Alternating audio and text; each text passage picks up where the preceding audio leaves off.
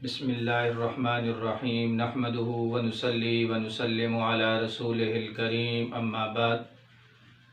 ذی الحج کی آمد ہے اور یہ وہ ماہ مبارک ہے کہ جس کے اندر حج جیسی عبادت ہے، اور تقریباً تمام مسلمانان عالم اس ماہ مبارک کے اندر 10 ذی الحج کو قربانی والا عمل کرتے ہیں۔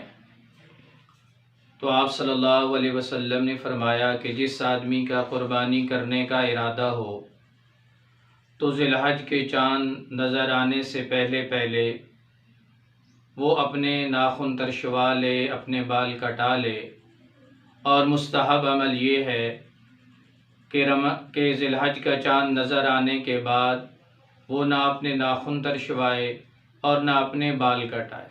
ہاں، جب اس نے قربانی کر لے تو اس وقت وہ اپنے ناخن بھی ترشوا سکتا ہے اور بال بھی کٹوا سکتا ہے، اور یہ مستحب عمل ہے اور بہترین عمل ہے۔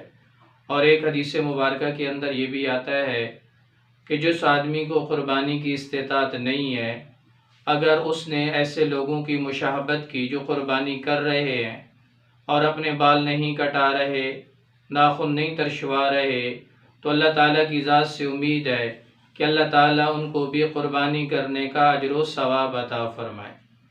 تو قربانی کرنے کا بڑا اجر ہے، بڑا ثواب ہے۔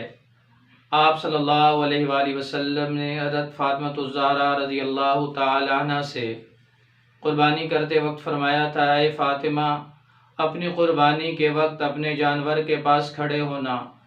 جس وقت جانور کو ذبح کیا جاتا ہے اور ذبح کرتے وقت خون کا پہلا قطرہ زمین پہ گرتا ہے کہ اللہ تعالیٰ قربانی کرنے والے کے سارے گناہوں کو معاف فرما دیتے ہیں۔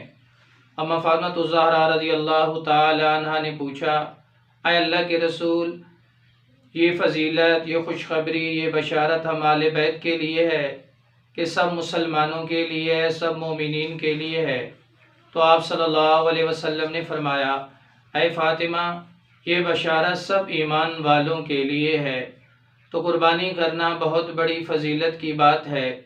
جس جانور کو ہم ذبح کر رہے ہیں، اس حلال جانور کے اندر 7 چیزیں ایسی ہیں جو کہ حرام ہیں، ہمیں ان سے بچنا چاہیے۔ ایک تو بہتا ہوا خون۔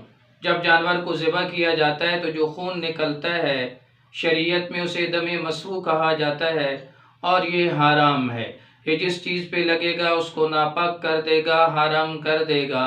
تو جانور کے ٹھنڈا ہونے کا انتظار کیا جائے، اور جب سارا کا سارا خون نکل جائے اس کے بعد پھر انسان اس کی کھال اتارنے والا بنے۔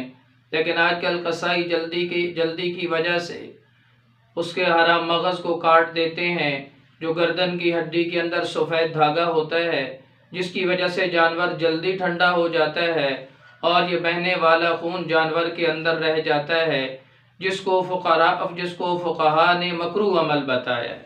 تو حرام مغز کو، گردن کے اندر سفید دھاگے کو کاٹنے سے منع کیا گیا ہے، اور ہمیں بھی اس عمل کے اندر احتیاط کرنی چاہیے۔ پھر نمبر 2، مذکر و مؤنث کی پیشابگاہ، وہ حرام ہے، اس کو استعمال نہ کیا جائے۔ مذکر و مؤنث کے پاخانے کی جگہ وہ حرام ہے، اس کو استعمال نہ کیا جائے۔ اور نمبر 4 کہ حسیتین، جن کو قبورے کہا جاتا ہے، یہ حرام ہے، ان کو استعمال نہ کیا جائے۔ شہروں کے اندر ٹکاٹک کے نام سے یہ بڑے مشہور ہیں اور چلتے بھی ہیں، لیکن شریعت کے اندر حرام ہے، اور جس کو شریعت نے حرام قرار دیا اس سے بچنا آدمی کے لیے لازمی اور ضروری ہے۔ پتا ہے، پتے کو استعمال کرنا حرام ہے۔ اور مثانہ یعنی پیشاب کی وہ تھیلی جس کے اندر پیشاب رہتا ہے، شریعت نے اس کو بھی حرام قرار دیا ہے۔ اور ایسے غدود، کسی جانور کے اندر جہاں پر کوئی گوشت اکٹھا ہو جاتا ہے، سخت گلٹی نما چیز بن جاتی ہے، تو وہ بھی شریعت کے اندر حرام ہے۔ تو اس سے بھی احتراز لازمی ہے، اس سے بھی بچنا لازمی ہے۔ دعا کریں اللہ تعالیٰ ہم سب کو شریعت نے جن چیزوں کو حلال قرار دیا ان کو اختیار کرنے والا بنائے، اور جن چیزوں سے شریعت نے حرام قرار دیا اللہ تعالیٰ ان سے ہمیں بچنے کی توفیق عطا فرمائے۔